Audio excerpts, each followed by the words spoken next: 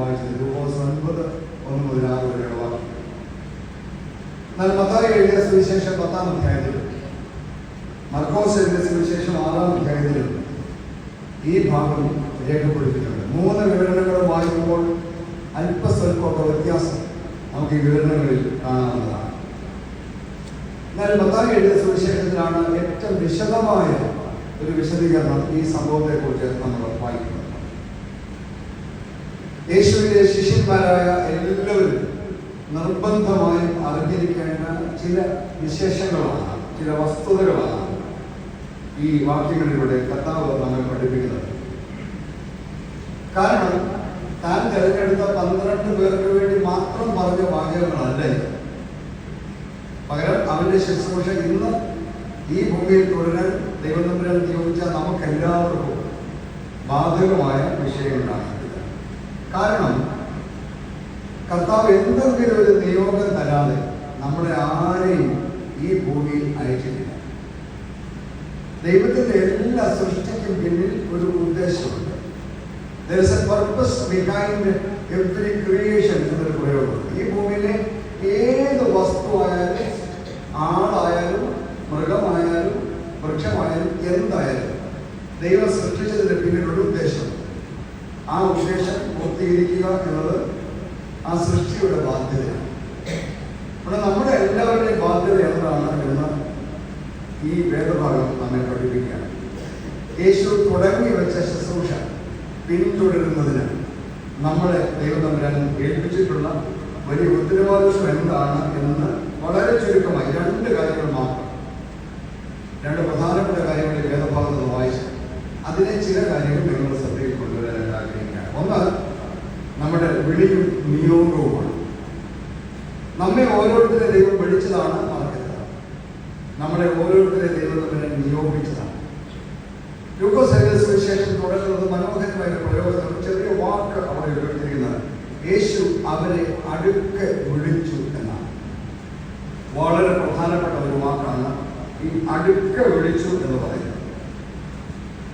ദൈവത്തിന്റെ ആഗ്രഹം, യേശുവിന്റെ ആഗ്രഹം, അവൻ വിളിച്ചവർ അവന്റെ അടുക്കൽ നിൽക്കണം എന്നതാണ്. ഈ ശിഷ്യന്മാരെ തെരഞ്ഞെടുത്തതിനെ കുറിച്ച് വേദപുസ്തകത്തിൽ മറ്റൊരു പ്രയോഗമുണ്ട്. അവൻ തന്നോട് കൂടെ ഇരിപ്പാനും പ്രസംഗിക്കേണ്ടതിന് അയപ്പാനും ഭൂതങ്ങളെ പുറത്താക്കാൻ അധികാരമുണ്ടാകുവാനും 12 പേരെ നിയമിച്ചു എന്നാണ് നമ്മൾ വായിക്കുന്നത്. അതിന്റെ ആദ്യ ഭാഗം മനസ്സിലായോ? തന്നോട് കൂടെ ഇരിക്കുക എന്നതാണ്. അപ്പൊ ഇന്ന് ദേവാലയത്തിൽ ദൈവത്തിനെ വിളിച്ചാക്കിയിരിക്കുന്ന എല്ലാവർക്കും ആദ്യത്തെ ഉത്തരവാദിത്വം, ആദ്യത്തെ നിയോഗം യേശുവിനോട് കൂടെ ഇരിക്കുക എന്നതാണ്. പക്ഷെ നമുക്കെല്ലാം ദൂരെ മാറി നടക്കാനല്ല ഇഷ്ടം, അല്ലേ? ഒരു വശത്തിൽ ഓർത്താൽ നല്ലതും അതല്ലേ, അല്ലേ? ഇച്ചിരി ദൂരെ മാറി നടക്കുന്നത്, ചേർന്ന് നടക്കുന്നതിനേക്കാൾ. ഞാൻ നിങ്ങളോട് പറഞ്ഞിട്ടുണ്ടോ എന്ന് എനിക്കറിയില്ല. പറഞ്ഞിട്ടുണ്ടെങ്കിൽ നിങ്ങൾ കേൾക്കുന്നത് നല്ലതാണ്. വീണ്ടും ഒന്നുകൂടെ കേട്ടതുകൊണ്ട് കുഴപ്പമില്ല. ഞാൻ സാധാരണയായിട്ട് എൻ്റെ ആദ്യ ശുശ്രൂഷയെക്കുറിച്ച് ഞാൻ പറയാറുണ്ട്. ദൈവത്തവരാൻ എന്നെ വിളിച്ച് ഈ ശുശ്രൂഷയ്ക്കാക്കി.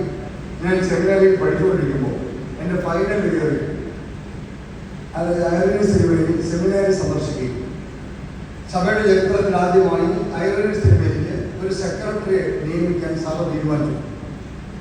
അതുവരെ അച്ഛന്മാരൊക്കെ പോയി ഹെൽപ്പ് ചെയ്തു. ഒഫീഷ്യലി സഭയുടെ കൽപ്പന നൽകി ഒരു സെക്രട്ടറി ആയിട്ട് അച്ഛനെ നിയമിക്കാൻ തീരുമാനിച്ചത് തിരുവനന്തപുരം 6 മാസം സെമിനാരി വന്ന് അവിടുത്തെ ഫൈനൽ വിദ്യാർത്ഥികളെ കുറിച്ച് മുഴുവൻ പ്രിൻസിപ്പലിനോട് അധ്യാപകരോട് ചോദിച്ചു പോയി.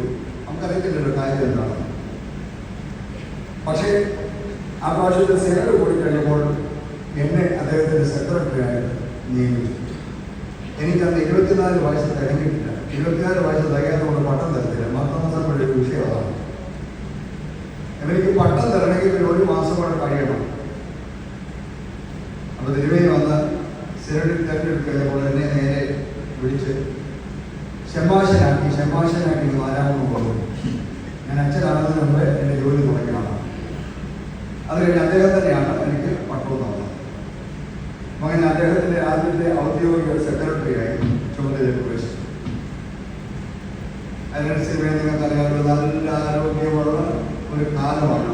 ജഗജില്യ എന്ന മനുഷ്യനാണ്. നമ്മുടെ മമ്മൂട്ടി പല ഭാഷ പുലിയായിരുന്ന ഒരു കാലമാണ്.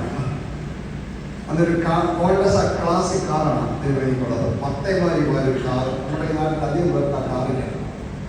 അന്ന് നെടുമ്പാശ്ശേരി എയർപോർട്ടില്ല, തിരുവനന്തപുരത്ത് എയർപോർട്ട് മാത്രമേ ഉള്ളൂ. അപ്പോൾ തിരുവനന്തപുരം ഇടയ്ക്കിടയ്ക്ക് വിദേശ യാത്രയ്ക്ക് പോകുമ്പോഴോ അതിന് പുറത്തോട്ട് പോകുമ്പോഴോ അദ്ദേഹത്തെ യാത്രയാക്കാൻ വേണ്ടി തിരുവനന്തപുരത്ത് കൊണ്ടുവിടണം. അപ്പോൾ ഞാൻ മുകളിലെ സീറ്റിൽ കയറിയിരിക്കും, അദ്ദേഹം ഇങ്ങനെ പുറകെ ചാനൽ കിടക്കും. അവിടെ കിടന്ന വഴിക്ക് തിരുവനന്തപുരം വരെയുള്ള യാത്രയില്ലേ, കരൻസിനെ അടുത്തറിയാവുന്ന ആളുകൾ ഇതുപോലെ തമാശ പറയുകയും പാട്ടുകൾ പാടുകയും പഴയകാല പാട്ടുകൾ പാടുകയും ചെയ്യുന്ന ഒരു മനുഷ്യൻ മാത്രം സമയമില്ല. ഇടയ്ക്ക് ആവേശം വരെ വള്ളപ്പാട്ടങ്ങൾ തുടങ്ങും, അവരുടെ നമ്മൾ പാട്ട് തുടങ്ങും. അതൊക്കെ കേട്ട് നമ്മൾ കഴിയുകയും മാരാമണമെന്ന് തിരുവനന്തപുരത്തിന് പോകാൻ 2 വഴിയുണ്ട്. ഒന്ന് ആറന്മുള വഴി ചെന്ന് കുളനട ചാടി എംസ് റോഡിലോട്ട് പോകാം. രണ്ടാമത്തേത് വേണ്ടി ഞങ്ങളുടെ നാട്ടിലൂടെ തുമ്പോളോട് പോയി നടുവിൽ ചാടി എംസ് റോഡിൽ കയറി പോകാം. അപ്പോൾ തിരുവനി അവിടുന്ന് യാത്ര തിരിക്കുമ്പോൾ ഏതെങ്കിലും ഒരു വഴി പറയും രാജ്യം അതിരപ്പെടും. അപ്പോൾ ഞാനിങ്ങനെ മുന്നിൽ കയറിയിരിക്കും. വണ്ടി ആറന്മുള വഴി ചെന്ന് കുളനട ചെന്ന് 12 കോളേജിൻ്റെ പഠിക്കാൻ ചെല്ലും. 5 വർഷം ഞാൻ അടിച്ച് പൊളിച്ച് നടന്ന കോളേജാണ്. ആ കോളേജ് കാണുമ്പോൾ ഒരു ആവേശമായിരുന്നു. പക്ഷെ ഞാൻ ആ കോളേജിലോട്ട് നോക്കത്തേ ഇല്ല. അതിൽ ഇറങ്ങി വരുന്ന പെൺപിള്ളേരെ ഞാൻ നോക്കത്തില്ല. എനിക്കൊരൊറ്റ ലക്ഷ്യമുള്ളപ്പോൾ അത് തിരുവനന്തപുരം എയർപോർട്ട്. ഞങ്ങൾ തുമ്പോളം എയർപോർട്ടിൽ വിടാൻ പോകുന്ന ആളുകളോട് ഞങ്ങൾക്കൊരു ശീലമുണ്ട്. അംബാസഡർ കാർ പഠിക്കാൻ അതിനകത്ത് കേറ്റാമത്തിന് ആളുകൾ കേട്ടു. കാരണം തിരുവനന്തപുരം കണ്ടുവരാവും ഈ സാധനങ്ങൾ കാരണം. എന്നിട്ട് കൊട്ടാരക്കര കൊണ്ട് അവിടുത്തെ പോറ്റിയോട്ടത്തിന് മുമ്പ് ഒരു മസാല ദോശയൊക്കെ കഴിക്കും. അപ്പോൾ കൊട്ടാരക്കര ചെല്ലുമ്പോൾ നമുക്ക് ഈ മസാല ദോശ കഴിക്കണമെന്നൊരു ഫീലിംഗ് തോന്നും. പക്ഷേ ഞാൻ നോക്കത്തില്ല. എനിക്കൊരൊറ്റ ലക്ഷ്യമുള്ളൂ, അത് തിരുവനന്തപുരം എയർപോർട്ടാണ്. അന്ന് ഈ വെള്ളിയാഴ്ചയുള്ള സിനിമ റിലീസ് ചെയ്തത്. അത് കേശവദാസ് അങ്ങോട്ട് ചെയ്ത് കയറുന്ന സ്ഥലത്താണ് വലിയ പോസ്റ്റർ വെക്കുന്നത് തിരുവനന്തപുരത്ത്. ഞാൻ സിനിമ പോസ്റ്റർ നോക്കത്തില്ല. എനിക്കൊരൊറ്റ നോട്ടമുള്ളൂ, എയർപോർട്ടാണ്. എയർപോർട്ടിൽ കൊണ്ട് തിരുമേനിയെ വിട്ടയച്ച് തിരിച്ചൊരു വരും. ഒരു കേശവാസ് തരുമ്പോൾ ഞാൻ നിർത്തണം, ഏതാണ് പുതിയ സിനിമ നോക്കാം. മമ്മൂട്ടി മോഹൻലാലൊക്കെ കണ്ടേ ഞങ്ങൾ വരും. കൊട്ടാരക്കര വരുമ്പോൾ ഞാൻ നിർത്തണം, അവിടെ നിർത്തി ഞങ്ങൾ അവിടെ കയറി അങ്ങനെ ഒരു ദോശ വാങ്ങിക്കൊടുക്കും, ഞാനൊരു ദോശ കഴിക്കും. 12 വരുമ്പോൾ അവിടെ നിർത്തും, കോളേജിലോട്ടൊക്കെ നോക്കും. പഴയകാല ഓർമ്മകളൊക്കെ അയവറക്കി വെള്ളമൊക്കെ വിളിച്ച് പതുക്കെ അവിടെ വരും. കുളനട വരുമ്പോൾ ഞാൻ 2 രൂപ നമുക്ക് തുമ്പോളൊക്കെ പോകാം. ഇതേമായത് അതേപോലെ സെയിമാണ്. ഒരു തുമ്പോളോടെ വണ്ടി വിടും. എൻ്റെ വീട്ടിലോട്ട് പോകുന്ന വഴിയില്ല, റോഡിലോട്ട് പോകുന്ന കാറിടും. ഇട്ടേച്ച് ഒരാവശ്യമില്ലാതെ വീട്ടിൽ വരും. എന്തിനാണെന്നറിയാമോ? ഞാൻ കോളേജ് തിരിച്ചു വരുന്നതിന് ഈ കാറ് കണ്ട് 4 പേര് ചോദിക്കണം ഇതേ ആരാ വന്നതെന്ന്. എനിക്ക് ഒരു കാര്യമില്ല, വീട്ടിൽ കൊണ്ട് ഒരാവശ്യമില്ല. എന്നാലും ഞാൻ അവിടെ കാറ് കൊണ്ടിട്ടേച്ച് വീട്ടിൽ വരെ പോയി ഒരു 1/2 മണിക്കൂർ കഴിഞ്ഞ് തെറ്റി വരും. ഇതിനിടയ്ക്ക് ആ നാട്ടുകാർ ഈ കാറ് ഇത് ആരാ വന്നെന്ന് ചോദിക്കുമ്പോൾ നിങ്ങളിത് ടി.പി. തോമസ് വന്നാണ്. എനിക്കെന്നാ പറ്റി? അങ്ങോട്ട് പോയപ്പോൾ എനിക്ക് അസുഖം ഇല്ലായിരുന്നല്ലോ, ഇങ്ങോട്ട് വന്നപ്പോൾ ഒരു അസുഖം ഉണ്ടായത് എന്തുകൊണ്ടാണ്? അല്ല മനസ്സിലായോ? അങ്ങോട്ട് പോയപ്പോൾ തിരുമേനി കൂടെ ഉണ്ടായിരുന്നു, ഇങ്ങോട്ട് വന്നപ്പോൾ തിരുമേനി ഇല്ല. നിന്റെ കൂടെ തിരുമേനി ഇല്ലെങ്കിലുണ്ടല്ലോ ഞാൻ ഇപ്പോൾ കാണിച്ച് വിളച്ചിലൊക്കെ നീ കാണിക്കും. അപ്പോൾ കൂടെ തിരുമേനി ഉണ്ടെങ്കിലോ അതേ വിളച്ചിൽ കാണിക്കാൻ ഒക്കത്തില്ല. കൂടെ നടക്കുന്നതാണോ ഇഷ്ടം, ദൂരമാറി നടക്കുന്നതാണോ ഇഷ്ടം?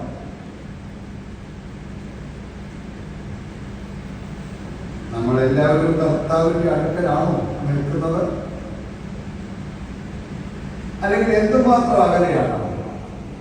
ഇന്നത്തെ പിള്ളേരുടെ ഭാഷയിൽ ചോദിക്കാം, നമ്മുടെ മിക്കവരും പരിധിക്ക് പുറത്തല്ലേ?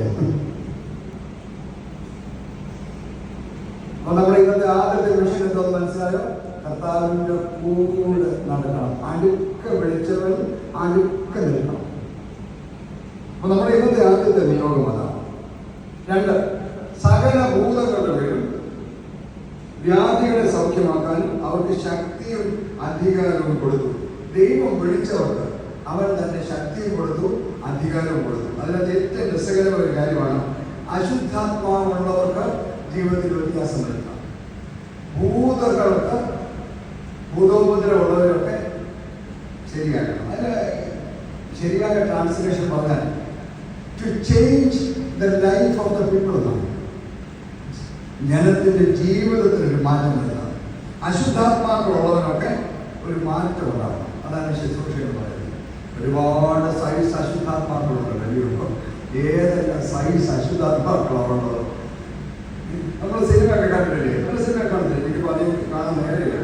എനിക്ക് ഇഷ്ടമായിരുന്നു, വലിയ ടൈമില്ല. ഈ ഭൂതോച്ചാരണം കണ്ടിട്ടില്ല സിനിമയ്ക്കകത്ത്. ചില സിനിമയ്ക്കകത്തൊക്കെ ചില ഭൂതങ്ങളെ വെയിറ്റ് മതി പോകും. അങ്ങനെയാണില്ലേ? ഇനി മേൽ കയറി കിടന്നു ചിലതിനെ ചൂടിലെടുത്ത് പൊട്ടിച്ചാല് ചിലത് പോത്തുള്ളൂ, ചിലതിനെ ആഴടിച്ച് നിറച്ചാല് ചിലത് പോയി.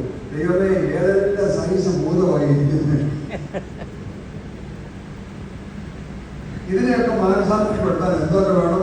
ചിലതിനെ ഒന്ന് വഴക്ക് പറഞ്ഞാലൊക്കെ ശരിയാവും, ചിലതിനെ വെച്ച് കീറിയാലും ചിലതിനെ കൊണ്ട് എവിടെയും തറച്ചു കൊടുക്കണം. ഈ പുലിയാട് കൗണ്ടറുടെ പുറത്ത് ഏതെങ്കിലും പാലനത്തെ കൊണ്ടുപോയി ആണി അടിക്കുന്നതാണ്. ആ സൈസ് ഭൂതങ്ങളാണ് ജീവിതത്തിന്റെ വ്യത്യാസം വരുത്താനായിട്ട്. നമ്മുടെ ജോലി അതാണ്. നമ്മുടെ അടുത്ത ഭൂതോപത്തിലുള്ളവരെ ഒന്ന് നന്നാക്കാൻ നിങ്ങൾക്ക് ഉത്തരവാദിത്തമാണോ? എന്തെല്ലാം സൈസ് ഭൂതമാണ് അല്ലേ? മദ്യപാനം, മയക്കുമരുന്ന്, വെറുക്കൂത്ത്, പടക്കം, വെടിക്കെട്ട്, റാസ, കടലക്ക വളർത്ത്, ഏതെല്ലാം സൈസ് ഭൂതങ്ങളാണ്. ചിലപ്പോൾ കണ്ട് സങ്കടം തോന്നും. ഈ ചില ഭൂതങ്ങളെ നന്നാക്കാനൊപ്പത്തില്ലല്ലോ നോക്കുമ്പോൾ അതിനെ മരത്തിലടിച്ചാൽ പോലും നിൽക്കാത്ത സൈസ് ഭൂതങ്ങളുണ്ട്. ഞാനൊരു ചോദ്യം തരുമ്പോൾ ഏതെങ്കിലും ഒരു ഭൂതത്തെ ശരിയാക്കിയിട്ടുണ്ടോ? നമ്മുടെ അകത്തുള്ള ഭൂതത്തെ ശരിയാക്കിയിട്ടുണ്ടോ? അടുത്ത ഭൂതത്തെ ശരിയല്ലേ? അപ്പൊ നമ്മുടെ രണ്ടാമത്തെ നിയോഗം ഞാൻ രാജന്മാരത്തെ സുവിശേഷം വേണ്ട നീ ഇവിടെ നിൽക്കുക, നീ മുന്നോട്ട് നിൽക്കുക, മുന്നോട്ട് നിന്ന് ഈ ഭൂതത്തെ ഒന്ന് ഒഴിക്കും. ഇതിന്റെ രണ്ടാമത്തെ നിയോഗമാണ്. മൂന്നാമത്തെ കാര്യമാണ് ദൈവരാജ്യം പ്രസംഗിക്കണം. അതായത് പറഞ്ഞിരിക്കുന്നത് സ്വർഗരാജ്യം നിങ്ങൾക്ക് സമീപിച്ച് വന്നിരിക്കുന്നു എന്ന് പ്രസംഗിക്കുന്നു. നമുക്കൊരൊറ്റ പ്രസംഗവാക്യമുണ്ട്, എന്താണ്? ദൈവരാജ്യം സമീപിച്ചിരിക്കുന്നത്. ദൈവം വിളിച്ച ഒരു പ്രസംഗവും ചെയ്താണ് ദൈവരാജ്യം അഥവാ സ്വർഗരാജ്യം സമീപിച്ചു വന്നിരിക്കുന്നു. അതുകൊണ്ടെന്ന് വേണം നമുക്ക് രണ്ട് മോഡലുണ്ട്. മത്തായി എഴുതിയ സുവിശേഷം 3-ാം അധ്യായത്തിൽ നമ്മൾ വായിക്കുമ്പോൾ യോഹന്നാൻ സ്നാപകൻ വന്നു. അവൻ വന്ന് ലോകത്തോട് വിളിച്ചു പറഞ്ഞു, സ്വർഗരാജ്യം സമീപിച്ചിരിക്കാൻ മാനസാന്തരപ്പെടുവിൻ. ഒറ്റ സന്ദേശമുള്ളൂ. എന്താണ്? സ്വർഗരാജ്യം സമീപിച്ചിരിക്കാൻ മാനസാന്തരപ്പെടുവിൻ. പക്ഷെ അവന്റെ പ്രസംഗം അധികം പേർക്ക് ഇഷ്ടപ്പെട്ടില്ല. അതുകൊണ്ട് അവന്റെ പ്രസംഗം കേട്ട് സഹിക്കാൻ വയ്യാതായ രാജാവ് അവനെ പിടിച്ച് ജയിലിലടച്ചു. മത്തായി തന്നെ 4-ാം അധ്യായം വായിച്ചു നോക്കിയാൽ മനോഹരമാണ്. യോഹന്നാനെ തടവിലാക്കി എന്ന് യേശു പറഞ്ഞപ്പോൾ യേശു വന്നു. യേശു പ്രസംഗം തുടങ്ങി. എന്തോ പറയുന്നറിയോ? അതേ വാചകം, ദൈവരാജ്യം സമീപിച്ചിരിക്കുന്നു, മാനസാന്തരപ്പെടുവിൻ. ദൈവം ഒരാളെ പറഞ്ഞാൽ അവനോട് പറഞ്ഞ് പ്രസംഗിക്കണം, ദൈവരാജ്യം സമീപിച്ചിരിക്കുന്നു, ആകയാൽ മാനസാന്തരപ്പെടുവിൻ. അവനെ ജനം തടവിലാക്കിയപ്പോൾ യേശു കർത്താവ് നേരിട്ടിറങ്ങി ലോകത്തോട് പറഞ്ഞു, ദൈവരാജ്യം സമീപിച്ചിരിക്കുന്നു, ആകയാൽ മാനസാന്തരപ്പെടുവിൻ. ഒരു ക്രിസ്ത്യാനിക്ക് ഒറ്റ പ്രസംഗ വിഷയമുള്ളൂ, ദൈവരാജ്യം സമീപിച്ചിരിക്കുന്നു, ആകയാൽ നീ മാനസാന്തരപ്പെടണം. ഇപ്പൊ മാനസാന്തര പ്രസംഗം എവിടെയും കേൾക്കാനുണ്ടോ? റിപ്പന്റ് എന്ന വാക്ക് മാത്രമേ പറയാനുള്ളൂ. ഈ ശിഷ്യന്മാർ എന്ത് ചെയ്തു നമ്മൾ എഴുതിയിട്ടുണ്ട്. മർക്കോസ് 6:12 കാണാം. അവർ അങ്ങനെ പുറപ്പെട്ടു, മാനസാന്തരപ്പെടണമെന്ന് പ്രസംഗിച്ചു. ഞാനൊരു ചോദ്യം ചോദിക്കട്ടെ, മാനസാന്തരപ്പെടണമെന്ന പ്രസംഗം കേൾക്കുന്ന അത്ര സുഖമുള്ള കാര്യമാണ്? അത്ര സുഖമുള്ള കാര്യമില്ല, അത്ര ആകർഷകവുമല്ല. എന്തുമാണ് ഈ മാനസാന്തരപ്പെടണമെന്ന് പറയുന്ന പ്രസംഗത്തിന്റെ പ്രസക്തി? വേദോസം നമ്മെ പഠിപ്പിക്കുന്നുണ്ട്. നീതിമാനില്ല, ഒരുത്തൻ പോലും ഇല്ല. പിന്നെന്തുവാ? എല്ലാവരും പാപം ചെയ്ത് ദൈവ തേജസ് നഷ്ടമാക്കി കളഞ്ഞു. വേദോസം നിങ്ങൾ വിശ്വസിക്കുന്നുണ്ടോ? അങ്ങനെയാണെങ്കിൽ വേദോസം തറപ്പിച്ച് പറയുന്നു, ഈ പ്രസംഗിക്കുന്ന ഞാൻ മുതൽ ഈ ഇരിക്കുന്ന ആളുകൾ വരെ ഒരാൾ പോലും നീതിമാനില്ല. അപ്പൊ മാനസാന്തര പ്രസംഗം വേണ്ടേ? വേണം, നിർബന്ധമായി വേണം. അതിന്റെ അർത്ഥം ഞാനും നിങ്ങളും, നമ്മുടെ ബന്ധുക്കളും, നമ്മുടെ അയൽക്കാരും, നമ്മുടെ കൂട്ടുകാരും എല്ലാം പാപികളാണ്. എല്ലാവരും പാപം ചെയ്ത് ദൈവ തേജസ് നഷ്ടപ്പെടുത്തി കളഞ്ഞവരാണ്. അങ്ങനെയാണെങ്കിൽ നമുക്ക് ഒരൊറ്റ പ്രസംഗമേ ഉള്ളൂ, മാനസാന്തരപ്പെടണം. ഇന്നത്തെ പ്രശ്നം എന്തറിയോ? കുറ്റബോധമില്ലെന്നുള്ളതാണ്. ഞാൻ കാണുന്ന ഏറ്റവും വലിയ സങ്കടം. കുറ്റബോധം എന്ന് പറയുന്നത് നമുക്കില്ല. നമ്മുടെയൊക്കെ മാതാപിതാക്കളുടെ അവസ്ഥ കാണിക്കും. അവർക്കൊക്കെ അവർ ചെയ്ത തെറ്റിനെ ആരെങ്കിലും ചൂണ്ടിക്കാണിച്ചാൽ അവർക്ക് കുറ്റബോധം ഉണ്ടായിരുന്നു. അവർ മാനസാന്തരപ്പെടാൻ തയ്യാറാകുമായിരുന്നു. നമ്മളെല്ലാം അഭിമാനത്തോടെ പറയുന്നൊരു കാര്യം, പ്രായമായവരെല്ലാവർക്കും അറിയാമല്ലോ, മാരാമൺ കൺവെൻഷനിലെ ഒരു പ്രസംഗം, ഒറ്റ പ്രസംഗത്തിൽ നമ്മുടെ നാട്ടിലെ അപ്പച്ചന്മാരും അമ്മച്ചമാരും എല്ലാം പുകയിലയും ബീഡി മുറുക്കാനും എല്ലാം കൊണ്ടുവന്ന് മാരാമണ്ണം മണലിൽ കുഴിച്ചിട്ട് ചരിത്രമുണ്ട് അല്ലേ? എന്തുകൊണ്ടാണ്? നീ പുക വലിക്കരുത്, നീ മുറുക്കരുത്, നീ വെറ്റിലെയും പുകയിലെയും ഉപയോഗിക്കരുത് എന്ന് കൺവെൻഷൻ പ്രസംഗം കേട്ടപ്പോൾ കേട്ടോണ്ടിരുന്ന കുറ്റബോധം ഉണ്ടായി. മടിയിലിരുന്ന സാധനം പോയി മണൽപ്പുറത്ത് കുഴിച്ചിട്ട വർഗത്തിന്റെ മക്കളാണ് നമ്മൾ. നമുക്ക് വലിയ കുറ്റബോധമുള്ളൂ. അങ്ങ് ഈ അറ്റത്തെ തെറ്റ് ചെയ്തിട്ട് ആരെങ്കിലും പറയാം, നീ ഒന്ന് സോറി പറയും, ഞാൻ പറയത്തില്ല. എന്തുകൊണ്ടാ കാര്യം? കുറ്റബോധമില്ല, പാപബോധമില്ല. തെറ്റാണ് ചെയ്തതെന്ന് 100% ഉറപ്പുണ്ടെങ്കിലും ഞാൻ കുറ്റബോധമില്ലാത്ത ആളായാൽ എന്ത് പ്രയോജനം? അതുകൊണ്ട് മാനസാന്തരപ്പെടണം. പ്രിയപ്പെട്ടവരെ, ഇന്നത്തെ പ്രസംഗത്തിൽ അതുകൊണ്ട് എന്തേ പറയോ, ആരെയും കുറ്റപ്പെടുത്താൻ ശ്രമിക്കുമ്പോൾ ഞാൻ സൂചിപ്പിച്ചേക്കാണ് പോവാം. ആൻറ്റി സൂപ്പറാണ്, അങ്കിൾ സൂപ്പറാണ്. അങ്ങനെ പ്രസംഗിച്ചാൽ എന്താ വരും? ബിരിയാണി കിട്ടും. നീ പാപിയാണെന്ന് പറഞ്ഞാലും അച്ചവെള്ളം കിട്ടും. അതാ എന്റെ ഗതികേട്. പക്ഷെ എന്നെ ദൈവം ഒരു കാര്യം കേട്ടിട്ടുണ്ട്, നീ പാപിയാണെങ്കിൽ നിന്റെ മുഖത്ത് നോക്കി നീ പാപിയാണെന്ന് പറയാനുള്ള തൻ്റെ ഉണ്ടാവണം. അപ്പൊ മാത്രമേ എന്തുണ്ടാവുള്ളൂ? കുറ്റബോധം ഉണ്ടാവുള്ളൂ. പ്രിയപ്പെട്ടവരെ, ഇന്ന് കുറ്റബോധമില്ല. ഞാൻ പറഞ്ഞത് നമ്മുടെ നാട്ടിലെ ആളുകൾക്ക് പറ്റി ഏറ്റവും വലിയ കുറ്റബോധമില്ല. ഞങ്ങളുടെ നാട്ടിൽ കുമ്പോണം, എൻ്റെ കുഞ്ഞുനാളിൽ ഒറ്റ കള്ളിഷാപ്പേ ഉണ്ടായിരുന്നു. ഒറ്റ കള്ളിഷാപ്പ്. ഞങ്ങളുടെ നാട്ടിൽ ആ കള്ളിഷാപ്പിൽ കള്ളു കുടിക്കുന്ന 3 പേരേ ഉള്ളൂ. എല്ലാവരും പറയുന്നവരെ. എന്നാലും അവർ കള്ളടിക്കാൻ പോകുമ്പോൾ അവരുടെ തലയിൽ കൂടി തോർന്നിട്ടുണ്ട് പോകുന്നത്. അതെന്താ കാര്യം അറിയാമോ? ഒരു കുറ്റബോധം. ചെയ്യുന്നത് തെറ്റാണെന്ന് അറിയാം. ഞങ്ങൾക്ക് എല്ലാവർക്കും അറിയാം, നാട്ടുകാർക്ക് മുഴുവൻ അറിയാം. ഈ ഷാപ്പിൽ പോകുന്ന 3 പേരേ ഉള്ളൂ.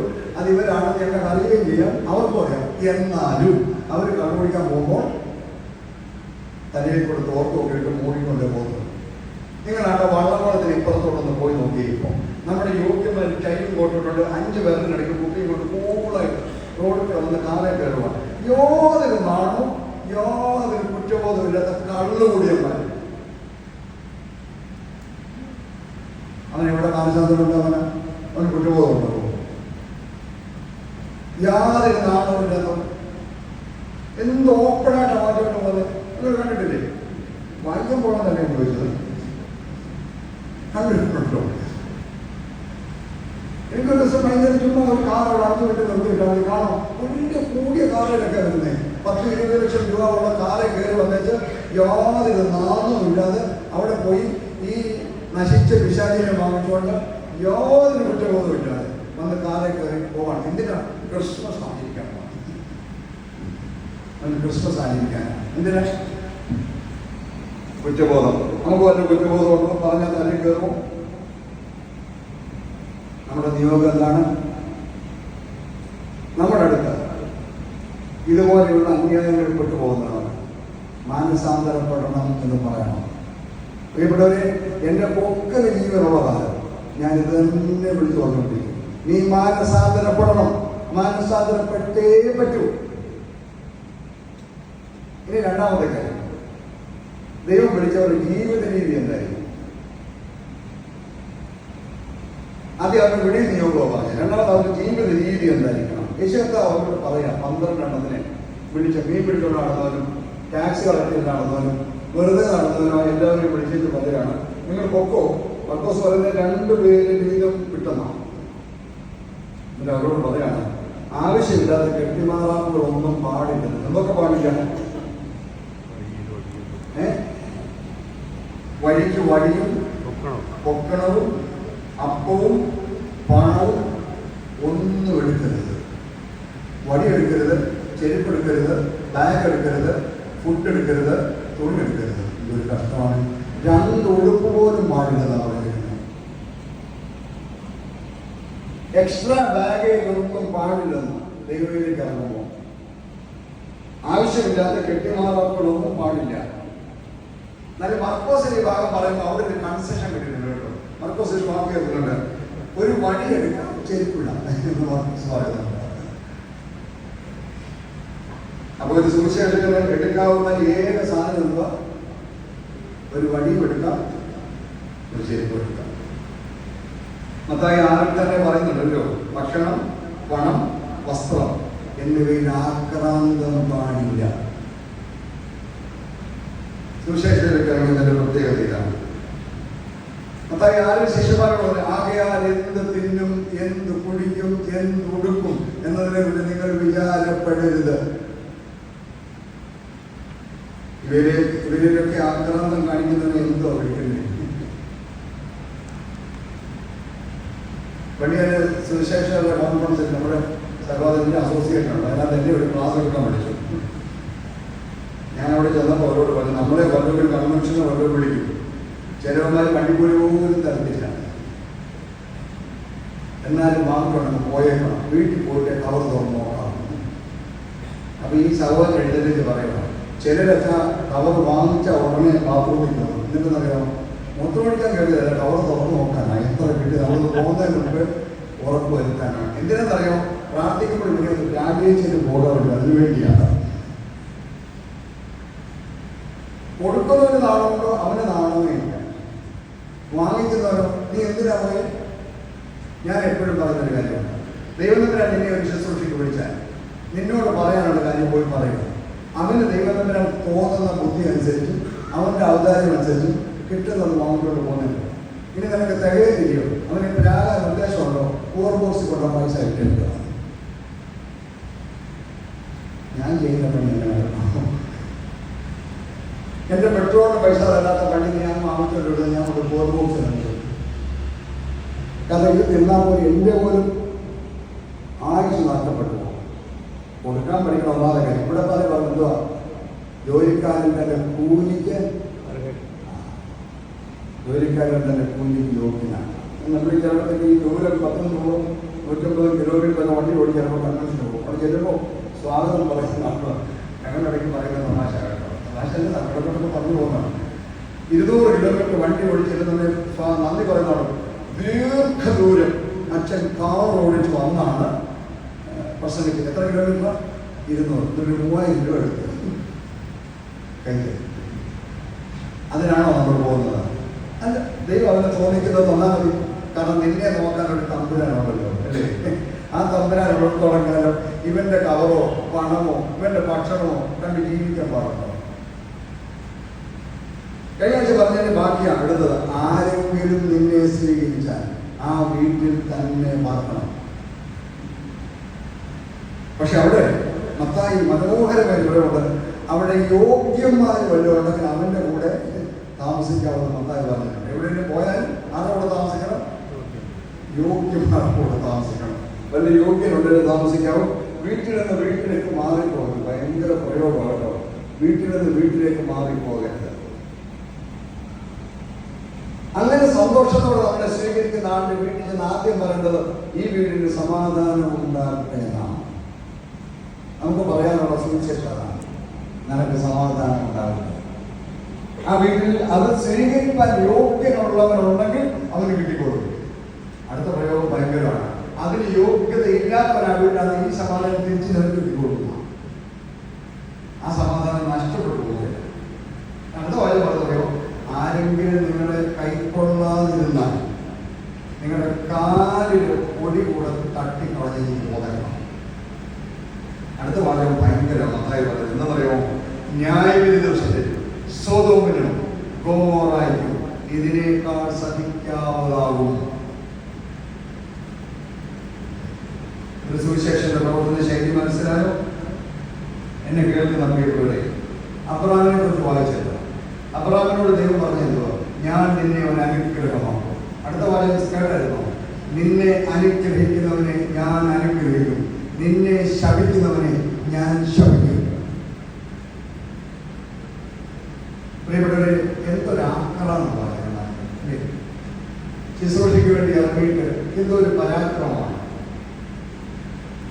ഞാൻ പലപ്പോഴും ആലോചിക്കുന്നത്, ചില വൈദികർ, എൻ്റെ കൂട്ടുകാരൊക്കെ വൈദികരൊക്കെ, ചില വൈദികരൊക്കെ ശുശ്രൂഷ രംഗത്ത് വന്നിച്ച് ജോലിയുള്ള ബസ് ക്യാമ്പന്മാരാണെങ്കിൽ അവരുടെ ജീവിതകാലം മുഴുവൻ ബസ് ക്യാമ്പിനോട് പറയുന്നതാണ്.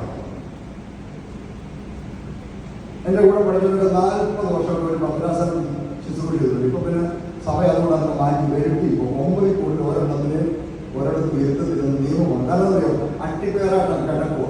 എന്തിനു നടന്ന ജോലിയുടെ പോലെ പോലെ ട്രാൻസ്ഫർ തിരുമേനി എൻ്റെ ഭാര്യ ഇവിടാന്ന്, എൻ്റെ ഭാര്യ അവിടാണ്, തിരുമേനി എനിക്ക് അവിടെ തന്നെ തിരുമേനിയാണ്. എന്തിനറിയുക? തീർച്ചയായിട്ടും. അതുകൊണ്ടാണ് എൻ്റെ പറഞ്ഞിരിക്കുന്ന ഇരിക്കുന്ന പി ഒരു തിരുമേനിയെ മേനിക്കേണ്ട കാര്യമില്ല. എവിടെ വെച്ചാലും പോകും. ജോലിയില്ല, ഒന്നുമില്ല, പണമില്ല, ഒന്നുമില്ല. അവിടെ പോകാൻ അവിടെ ഇവിടെ പോകാൻ ഇവിടെ വിട്ടടിച്ച് പോകും. തപ്പി പിടിച്ചുകൊണ്ട് കിടക്കരുത്. തപ്പി പിടിച്ചുകൊണ്ട് എങ്ങനെ ചെയ്യാനാണ്? നമ്മൾ പിന്നെ എന്തിനാണ് ചെയ്യുന്നത്? നമ്മുടെ സർവൈവൽ മിനിസ്ട്രി മാത്രമാണ് ചെയ്യുന്നത്. ഞാൻ സെമിനാരി പഠിപ്പിക്കാൻ എല്ലാവരോടും പറയും, ഇനി ദൈവം വെച്ചാൽ അങ്ങോട്ടും വരും, അങ്ങോട്ടും വരും. എനിക്ക് നിന്നോടും പറയാനുള്ളത്, ഈ ജോലിയുടെ പോലെ കെട്ടിപ്പിടിക്കുന്ന കുറ്റിയെ പശുവിനെ കെട്ടിയിട്ട് ഒരു കിടന്ന് നിരങ്ങരുത്. ശുശ്രൂഷയ്ക്ക് ഇറങ്ങിയാൽ ദൈവം വിളിച്ചിട്ട് പോകണം. കാസർഗോഡെങ്കിൽ കാസർഗോഡ്, ഖത്തറില്ലെങ്കിൽ ഖത്തർ, ചിറ്റാറില്ലെങ്കിൽ ചിറ്റാർ പോകാനുള്ള മനസ്സുണ്ടാവും. തിരുമേനി ഇല്ല, തിരുമേനി എനിക്ക് അന്ന് അവിടെ കെട്ടിയിട്ടേക്കണേ, എന്നെ എനിക്ക് അവിടെ കിടക്കണേ, എന്തോ ശുശ്രൂഷില്ല, എന്തോ ചെയ്യാനാണ്. ഇത് പറയുമ്പോൾ ഇഷ്ടപ്പെടുമോ? അതാണ് ഇഷ്ടപ്പെടാത്ത. മാനസാന്തരപ്പെടണം. മനസ്സാന്തരപ്പെടണം എന്ന് പറയുന്നത് കേൾക്കാൻ ഇഷ്ടമില്ല. ഇത് പറയാനുള്ള തൻ്റെ ഇടമാണ്.